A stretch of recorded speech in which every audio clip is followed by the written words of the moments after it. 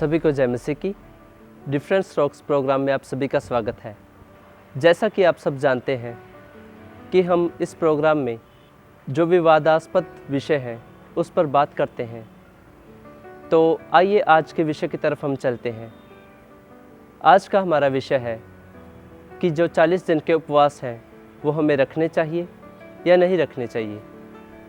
हालांकि बाइबल में इस बात को कोई मान्यता प्राप्त नहीं है या बाइबल में इस तरह की कोई परंपरा नहीं है कि ये रखे जाने चाहिए, पर फिर भी कुछ चर्चेस ये 40 दिन के उपवासों को रखते हैं। तो आइए हम इस विषय के बारे में अलग अलग संस्थाओं के विचार जानते हैं। 40 उपवास के बारे में अब कई लोग 40 उपवास रखते हैं। हम उनके विरोध में नहीं है, एक मन की इच्छा है। लेकिन बाइबल में 40 उपवास रखने के लिए कहीं भी प्रभु के वचन में नहीं कहा गया। We should not do that। हमें 40 उपवास ही रखने हैं ऐसा बाइबल में नहीं है। उपवास रखने हैं, पर 40 उपवास यीशु ने जैसे रखे वैसे। देखिए, वो यीशु का विजन था, वो यीशु मसीह का दर्शन था। मूसा ने 40 3 बार 40 रखे, वो उनका दर्शन था। आपको प्रभु क्या दर्शन देता है उस दर्शन के अनुसार चलिए। 40 रोजे रखना हमारे लिए बाइबल में प्रभु ने नहीं कहा है। मैं ये नहीं कह रहा हूं कि आप उपवास मत करिए, पर अगर आप इसको एक रीति रिवाज के तौर पर मानकर चलेंगे कि यीशु मसीह ने 40 रोजे रखे तो हम भी रखें, अगर ऐसा है तो यीशु ने दाखरस बनाई, आप भी बनाएं दाखरस। आपसे क्यों नहीं बन पा रही? अगर आप रोजे 40 रख रहे हैं, दाखरस भी बनाइए। यीशु ने अंधों को ठीक किया, आप भी करें। अगर ये सारे काम नहीं हो रहे तो एक पर्टिकुलर उपवास के ऊपर ही क्यों टिक गए हैं कि उपवास ही को लेकर आपने 40 रखने हैं? यीशु ने बहुत सारे काम किए हैं, बहुत बीमारों को अच्छा किया है, वचन की सही शिक्षा का जोर दिया है, वचन की शिक्षा के ऊपर उसने काम किया है, वचन से लोगों को लिखा है उसने, वचन से दुष्ट आत्माओं को निकाल दिया। लेकिन उपवास के लिए यीशु ने रखे जरूर है, पर यह नहीं कहा कि तुम भी 40 रखो। इसलिए मेरे प्रियो, मैं ये कहना चाहूंगा कि आप 40 रोजे अगर रीति रिवाज के तौर पर कर रहे हैं तो ये एक नॉमिनेशनल बात आ जाएगी। ये एक यूं कहूँगा, ये एक रीति रिवाज के तौर पर चला जाएगा, और ऐसा प्रभु ने कहीं भी नहीं कहा। प्रभु ने हमें रीति रिवाजों से परे रहने के लिए कहा है, क्योंकि रीति रिवाज कहते हैं मनुष्य को बाहर से धार्मिकता या धार्मिक शो करते हैं। हमें अंदर से बनना है। रोजे आप जरूर रखें, उपवास जरूर करें, पर आप रीति रिवाज के तौर पर मत चलिए, ऐसा बाइबल में नहीं लिखा है। Please don't do that, don't follow that principle. If someone says to you, अगर आपको कोई कहते हैं उपवास करें, 40 रखें, बाइबल में लिखा है यीशु ने, कि भाई यीशु ने किए हैं, पर यीशु ने यह नहीं कहा कि तुम भी करो 40। That was his vision and the mission.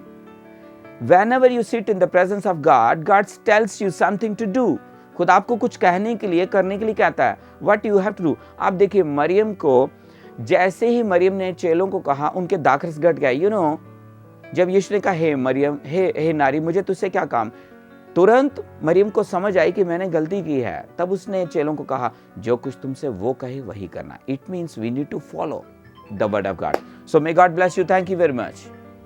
40 दिनों का रोज़ा हम सबों के लिए तैयारी के दिन है, प्रभु यीशु मसीह के ज़िंदा होने के उस ईद को मनाने के लिए। हम सबको मालूम है प्रभु यीशु मसीह का ज़िंदा होना ऐतिहासिक तौर पर सबसे बड़ी घटना है ईसाई होने के नाते। तो हम सबों के लिए 40 दिन तैयारी है। जैसे बड़े दिन से पहले हम तैयारी करते हैं, कोई भी बड़े ईद से पहले चर्च में तैयारियाँ होती हैं, 9 दिन के नोवेना बोलते हैं, और बड़े दिन से पहले भी तैयारी होती है। और ये 40 दिनों की तैयारी ऐतिहासिक तौर पर हम कहाँ से शुरू करें? शुरुआती कलीसिया में या पहली या दूसरी सदी में शुरुआत हुआ था तैयारी करना। कभी 40 घंटों की तैयारी थी, और इरेनियुस और तर्तुलियन साफ साफ लिखते हैं कि प्रभु यीशु मसीह के जिंदा होने की ईद को मनाने के लिए 40 घंटे की तैयारी होती थी दूसरे सदी में। और चौथे सदी में कलीसिया के सबसे पहला एक ऐलान किया जाता है काउंसिल ऑफ नाइसिया में, और 325 में है। इस काउंसिल में, उनके कॉन्स्टिट्यूशन में पहले लिखा गया 40 दिनों की तैयारी। अभी 40 दिनों की तैयारी कब शुरू हो, शुरू करें, कैसे शुरू करें, ये सब अभी भी हमें तय करना बहुत बहुत ज़रूरी है। अभी अगर हम हिसाब लगाएं तो 46 दिन आते हैं। तो फिर कलीसिया ने इन 40 दिनों को कैसे सोचा और कैसे तय किया?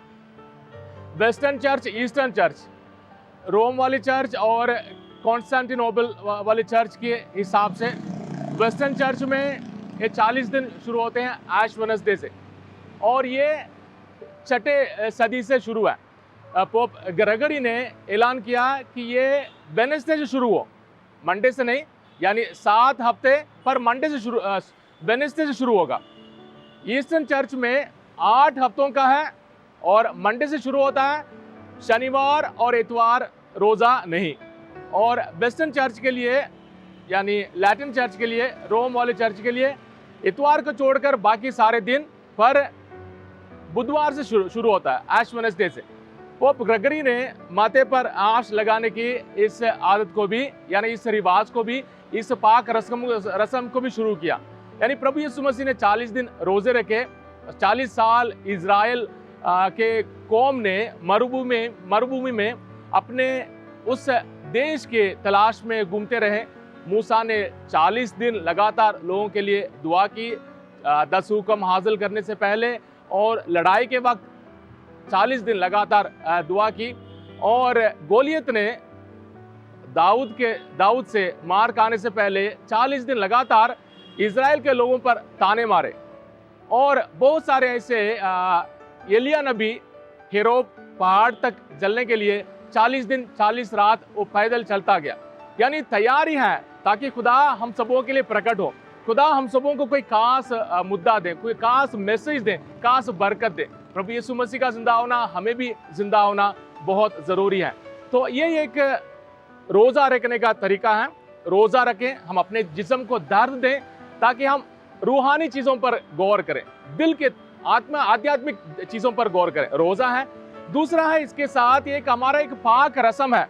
पाक रस्म माथे पर राख लगाने से लेकर 14 मुकाम पढ़ते हैं लोग, दुआ में पाक मिस्सा में रोज आते हैं और घर में दुआ करते हैं। पाक रस्मों को इन 40 दिनों में हम और बढ़ाते हैं। और तीसरी चीज़ है एक तैयारी है, क्योंकि जब मंजिल हमारे सामने है तो रास्ता जितनी परेशानी वाली भी हो, रास्ते में जितनी भी आजमाइश आए, हम लड़कर हम हासिल करेंगे उस मंजिल तक पहुंचने के लिए। इसलिए ईस्टर हम सबों के लिए एक मंजिल है और ये रोजे 40 दिन के रोजे, जैसे मैंने कहा, अगर इतवार को छोड़कर बुधवार से लेकर ईस्टर तक 40 बनता है। वही अगर 8 हफ्ते वाला है ईस्टर्न चर्च में, वहाँ इतवार और शनिवार को छोड़कर, शनिवार क्यों छोड़ा? शायद वो यहूदियों के रिवाज को भी मनाते थे, साबत भी मनाते थे और इतवार को भी मनाते थे, इसलिए इतवार और शनिवार को छोड़कर हम सबों के लिए इतवार प्रभु का दिन है, यानी प्रभु यीशु मसीह का जिंदा होने का दिन है। उस दिन हम रोज़ा नहीं रखते हैं और बाकी सारे दिनों में। और भी बहुत सारे ऐसे ऐतिहासिक प्रूफ हैं, ऐतिहासिक लिखी हुई चीज़ हैं जो हमें मदद करते हैं। हर कलीसिया अपने अपने तरीके से सोच सकती है, पर हमारे कलीसिया में शुरुआती कलीसिया से लेकर आज तक हमारे पाक रस्मों को आप परंपरा कह लें, आप रिवाज कह लें, पर इसको हम सब उसी मकसद को याद रखते हुए हम मनाते हैं। इसलिए 40 दिन का रोज़ा हम सबों को तौबा करने के लिए, हम सबों को आध्यात्मिक यानी रूहानी बातों पर जोर देने के लिए और छोटे मोटे रस्मों को और बढ़ाने के लिए, ताकि हम अपने सारे बुराइयों से छोड़कर, अपने सारे आदतों से छोड़कर नेक रास्ते पर चलने के लिए, खुदा के साथ जिंदा होने के लिए हम अपने आप को तैयार करें। 40 दिन का रोज़ा। विषय ये है कि जो लेंट डेज होते हैं, जो 40 दिन के उपवास रखे जाते हैं वर्ष में एक बार, एक मसीही समाज में, विभिन्न ब्रांचेस में, चर्चेस में, उसका क्या अभिप्राय है? क्या वो रखने चाहिए, नहीं रखने चाहिए, या अगर रखने चाहिए उनका क्या अभिप्राय है? परमेश्वर के भय में मेरा ये मत है, मैं ऐसा सोचता हूँ कि बाइबल एक ऐसी पुस्तक है जो परमेश्वर ने अद्भुत रीति से हम लोगों की आत्माओं के उद्धार के निमित्त हम तक दी है। इसका एक एक वचन, एक एक मात्रा और बिंदु परमेश्वर के अभिप्राय से भरा हुआ, और हम नहीं चाहते कि कोई भी बात हम अपने जीवन में ऐसी करें जिसमें हम नाम बाइबल का या बाइबल के परमेश्वर का लें, लेकिन उसके अंतर्गत काम, उसके अंतर्गत बाइबल का वो ना हो, या बाइबल उससे सहमत ही ना हो, या बाइबल उस विषय में चुप हो। कई बार तो मुझे ये लगता है कि जिस विषय में बाइबल चुप है उसमें हमें भी चुप रहना चाहिए।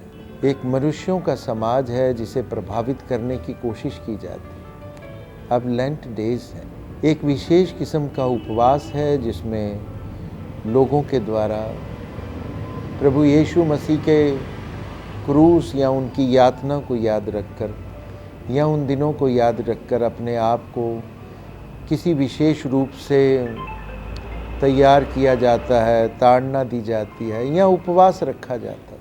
ये सही है या गलत, ये कम से कम नया नियम के अनुसार नहीं बताया जा सकता, क्योंकि जब हम नया नियम को देखते हैं तो वहाँ बातें सही या गलत नहीं होती, वहाँ बातें उचित अनुचित भी नहीं होती। वहाँ पर पाप और धार्मिकता भी कर्मों से नहीं देखी जाती। वहाँ बस एक ही बात देखी जाती है, बात आत्मिक है या शारीरिक। तो अब इस लेंट डेज के बारे में मुझे ये लगता है कि मेरा अपना विचार है कि इसमें आत्मिकता कम है, शारीरिकता ज़्यादा है। कई बार हम ये सोचते हैं कि शरीर को मारना आत्मिकता है, शरीर को मारना भी शारीरिकता है। आत्मिकता के स्तर पर होती है। तो अगर लेंट डेज में कोई विशेष रूप से अपने को खाना ना देकर या उपवास की दशा में रखकर आत्मिक होने की कोशिश करता है, तो मैं इस कोशिश की चलें, मैं अपनी ओर से इस कोशिश के लिए उससे सहमत हो सकता हूँ, लेकिन इसे वो आत्मिकता नहीं कह सकता, क्योंकि इसके पश्चात फिर वैसा ही शुरू हो जाएगा जैसा पहले था। तो ये तो एक पानी के एक छोटे से हौद में एक पत्थर सा मारना है, थोड़ी देर को लहरें उठेंगी, कुछ भी नहीं होगा।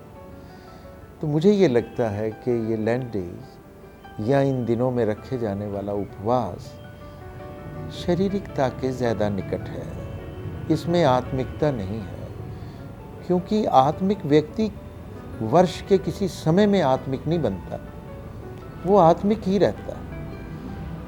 वो तो जैसे परमेश्वर का जन भी कहता है कि हम तो खाने में भी और भूखे रहने में भी हर परिस्थिति में अपने आप को परमेश्वर में बनाए रखते हैं। ये काम कोई बुरा है ऐसा भी नहीं कहा जा सकता, कोई पाप है ऐसा भी नहीं कहा जा सकता। लेकिन हाँ, मुझे अगर ये चुनाव दिया जाए कि क्या ये शारीरिक है या आत्मिक, तो मुझे कहना पड़ेगा ये शारीरिक है। 40 दिन के विषय में मेरा ये कहना है कि अगर कोई इसे आज्ञा समझकर इन 40 दिन के उपवास को करता है तो वो जान ले कि बाइबल में ऐसी कोई आज्ञा नहीं दी गई कि एक विश्वासी को 40 दिन के उपवास करने चाहिए। और अगर कोई ये समझकर कर रहा है कि एलिया, मूसा और यीशु मसीह ने 40 दिन के उपवास रखे, तो वो ये जान ले कि मूसा ने, एलिया ने और यीशु मसीह ने 40 दिन के उपवास नहीं बल्कि 40 दिन का एक उपवास किया। और अगर कोई ये समझता है कि ये एक परंपरा है, तो जान ले ना तो यहूदियों की कोई ऐसी परंपरा थी और ना ही नए नियम में विश्वासियों की कोई ऐसी परंपरा थी, ना यीशु ने कोई ऐसी परंपरा सौंपी, ना प्रेरितों ने कोई ऐसी कलीसियाई परंपरा सौंपी। और अगर लोग ये समझ कर रख रहे हैं कि एलिया ने उपवास रखा, मूसा ने उपवास रखा, यीशु ने उपवास रखा, तो मैं आपको बता देना चाहता हूं, उपवास स्व इच्छा से रखा जाता है। और मूसा उपवास करने के लिए पहाड़ पर नहीं गया था, वो परमेश्वर से बातें करने के लिए पहाड़ पर गया था। एलिया 40 दिन के सफर में था, वो उपवास करने के लिए नहीं बल्कि 40 दिन के सफर में था। प्रभु यीशु मसीह के बारे में लिखा है कि पवित्र आत्मा उसे बियाबान में ले गया ताकि वहां पर उसकी परीक्षा हो सके। प्रभु यीशु मसीह स्व इच्छा से उपवास करने नहीं गए थे, बल्कि मत्ती में इस प्रकार लिखा है कि वहां वो निराहार रहा। तो हम देखें तो ये स्व इच्छा से उपवास के लिए नहीं गए थे। तो इसलिए मेरा ये मानना है कि हमें अगर इस रीति से कि अगर हम आज्ञा समझते हैं, अगर हम इसे समझते हैं कि 40 दिन के उपवास किए प्रभु ने, या हम ये समझते हैं कि कोई परंपरा है, या अगर हम ये समझते हैं कि यीशु, मूसा और एलिया ने स्व इच्छा से उपवास किया, तो ये सोचकर अगर हम उपवास करते हैं तो हमें नहीं करने चाहिए। लेकिन फिर भी नए नियम के लिहाज से अगर कोई इन दिनों में या साल में कहीं भी कोई दिनों को नियुक्त करके अगर वो 40 दिन के उपवास कर भी ले, तो मैं समझता हूं कोई गलत ना होगा, क्योंकि पौलुस लिखते हैं कि अगर कोई किसी दिन को मानता है तो परमेश्वर के लिए मानता है, और अगर नहीं मानता तो परमेश्वर के लिए नहीं मानता। तो उस लिहाज से 40 दिन के उपवास तो हम कर सकते हैं, लेकिन उसका मकसद जो है वो तय करना बड़ा जरूरी है। और उसका मकसद अगर यह है कि इन उपवासों के जरिए मुझे प्रभु की निकटता में बढ़ना है, या मुझे प्रभु से वचन पाना है, या मुझे आत्मिक उन्नति करनी है, तो मैं कहता हूं उसे ये उपवास कर लेने चाहिए। धन्यवाद। तो जैसा कि अभी अभी आपने अलग अलग संस्थाओं के प्रचारकों की राय सुनी, तो हम चाहते हैं कि आप कमेंट सेक्शन में जाएं और अपना कमेंट और अपनी राय ज़रूर लिखें।